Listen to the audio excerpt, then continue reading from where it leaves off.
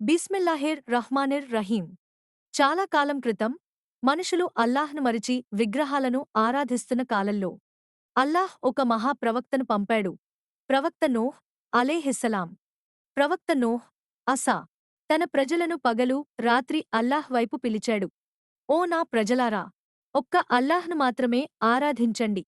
ఆయన తప్ప మరొక దేవుడు లేడు. ప్రజలు వినలేదు. ఎగతాళి చేశారు. అయినా ప్రవక్త నూహ్ అసా 950 సంవత్సరాల పాటు సహనంతో సత్యాన్ని బోధించాడు. చివరికి అల్లాహ్ నూహ్ అసా కి ఆజ్ఞ ఇచ్చాడు. మా పర్యవేక్షణలో ఒక గొప్ప ఓడను నిర్మించు.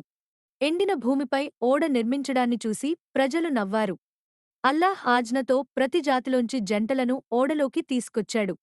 ఇది అల్లాహ్ యొక్క కరుణకు గొప్ప సూచన. అకస్మాత్తుగా ఆకాశం నుంచి ఎడతెగని వర్షం, భూమి నుంచి నీళ్లు ఉప్పొంగాయి. పర్వతాలంతా ఎత్తైన అలలు ప్రపంచాన్ని ముంచేశాయి. ఆ సమయంలో నూహ్ అసా తన కుమారుడిని చూసి ఇలా పిలిచాడు. నా కుమారా! మా వెంట ఓడలోకి రా. కాని అతను వినలేదు. ఒక పెద్ద అలవారి మధ్య వచ్చింది. అల్లాహ్ నేర్పిన పాఠం ఇది. విశ్వాసమే నిజమైన బంధం. ప్రళయం ఆగిపోయింది. నీరు తగ్గిపోయింది. ఓడ జూది పర్వతమీద ఆగింది. అల్లాహ్ విశ్వాసులను రక్షించాడు. ఈ కథ మనకు చెప్పేది సహనం గెలుపుకు మార్గం. సత్యం ఎప్పుడూ ఓడదు.